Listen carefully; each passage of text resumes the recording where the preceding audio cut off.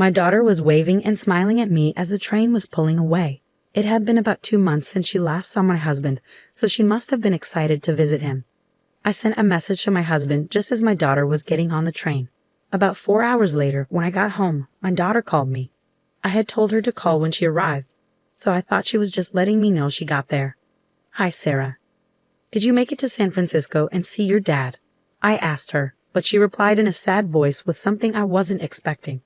"Mom, can you come and pick me up, please?" "What? What happened?" "I didn't get to see Dad." "What do you mean?" "I don't know, but I haven't heard from him. When I went to his house, a strange woman wouldn't let me in." "What?" "My name is Liddy. I'm married to Robert, and we have an 11-year-old daughter named Sarah. I had Sarah while I was still in college, so I'm 32 now. After Sarah was born, I finished college with help from my parents. Since then, I've been a stay-at-home mom. Because of the unexpected pregnancy and early marriage, people around us were worried and confused, and it was a tough time. Robert told me he always planned to marry me. It was just a matter of time. After I graduated, Robert got a good job at a well-known company. With a decent salary and company housing, we didn't have to struggle financially and lived happily together. We didn't have a honeymoon phase, but our daughter was so beautiful that it didn't matter. My husband loved her dearly and always took care of her on weekends, which gave me a chance to relax and hang out with my friends. I didn't have to worry about getting dressed up or anything like that. I was happy with our life. As time went by quickly, our daughter started elementary school. By then, my husband had been working at the same company for about 7 years and had moved up in his job.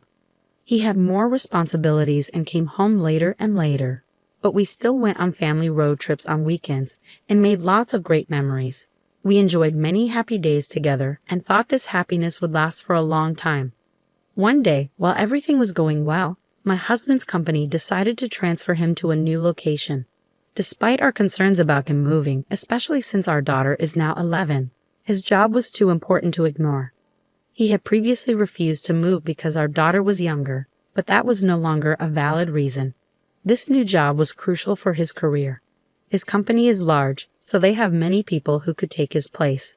But this move was necessary for him to advance further in his career.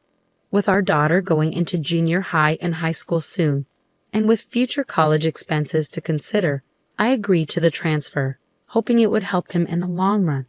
I was told the assignment would last about 6 months, which seemed manageable. Our daughter was worried about being apart from her dad, as she loves him very much. My husband promised her he would call every day, do his best to keep her from feeling lonely, and even meet up with her on weekends. I know he cares deeply about his family, and even if he's living away from us, he will still make time for our daughter. She said, "Okay, I'll be sad that I won't see Daddy as much as I'd like, but I'll manage." My daughter and I waved goodbye to him with smiles. About 3 days later, my husband called us on a video phone and spent a long time talking with our daughter. He called before she even started to miss him. It was so cute and heartwarming to see them chatting. It felt like my husband and daughter were really close. During the first weekend, he was too busy to visit, but the next week, he managed to come home on Friday. I was really grateful for his effort to spend time with us despite his busy schedule. My daughter was thrilled to have dinner with him after such a long time. However, about 2 months after he started his new job, his behavior changed. He used to call our daughter for a video chat every 3 days, but those calls became less frequent and then stopped altogether.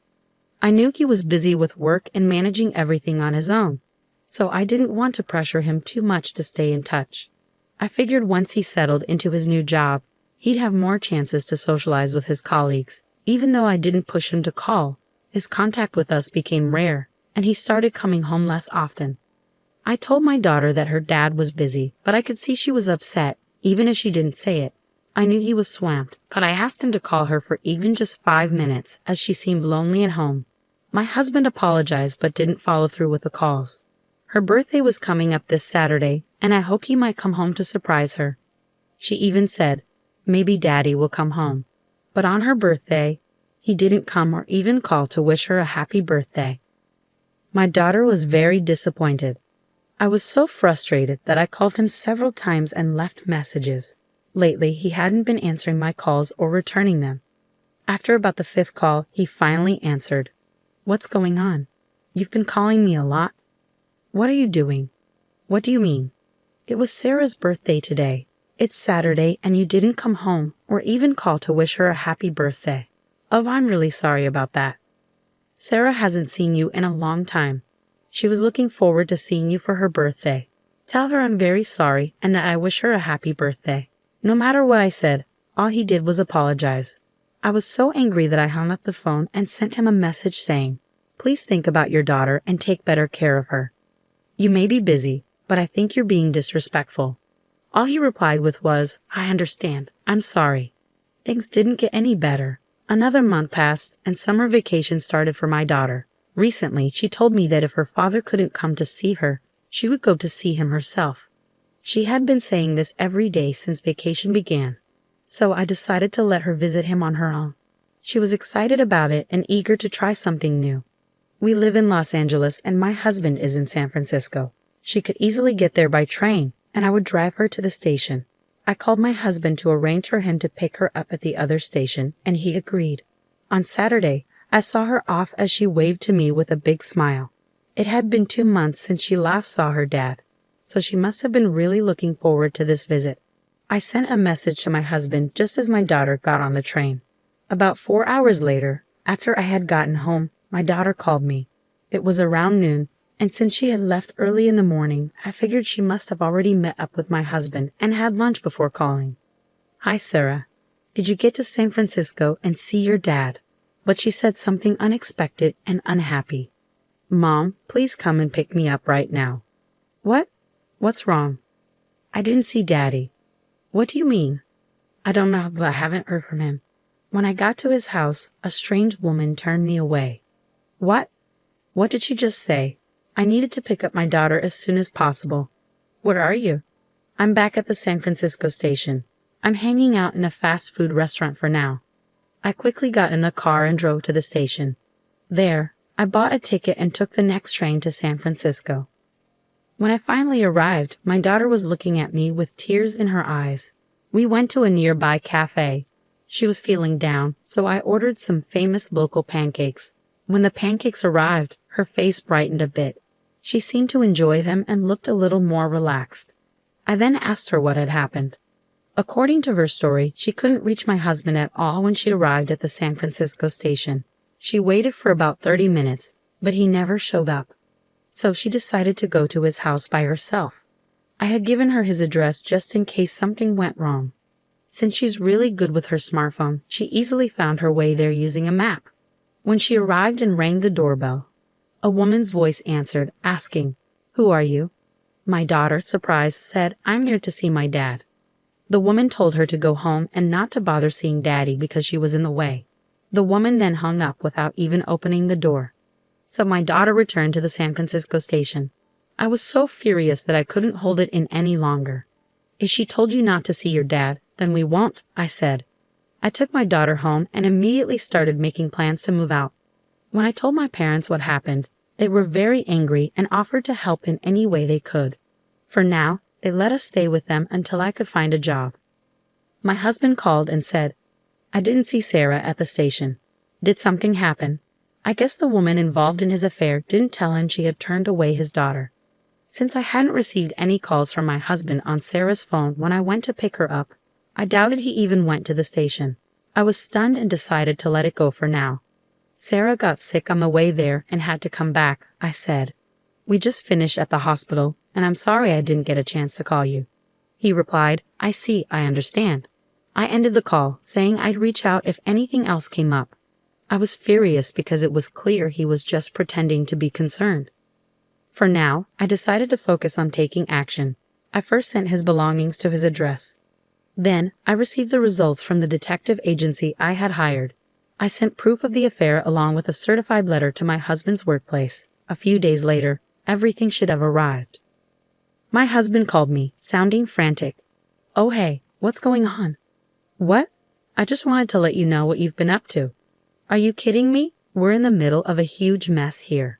"Of course it is. That's exactly what I was trying to show. And I can't believe you're sending my stuff here. I don't need your things, and I don't even pay rent anymore." "What?" "Sarah and I moved out of that apartment." "Oh, you moved out of the rental?" When did you leave? About a month ago. What? So no one has been living there for a month, and we still had to pay the rent. Well, that's true, but it's under your name, so it's not my concern. No, you're going to be 2 months behind on rent and might get evicted. Is that why I've been getting calls from an unknown number? We'll be in trouble if we lose that apartment. Why don't you just stay in San Francisco? You sent a certified letter to the company. I'm in big trouble because they found out about my affair. They're going to call someone from headquarters to replace me and move me back to Los Angeles. If you send all my stuff, it'll be hard for me to go back to Los Angeles, especially since I don't have a home there. I nearly laughed because the plan worked even better than I'd hoped. But I quickly composed myself and said, "You've hurt Sarah and me so much that you'll have to face the consequences. I'm filing for divorce, and I'll be seeking alimony and child support." "Oh no, let's just handle this through the lawyers and get it over with," I said, then hung up the phone. I hired a lawyer and everything went as planned. The divorce was finalized smoothly, and I secured alimony and child support from my ex-husband.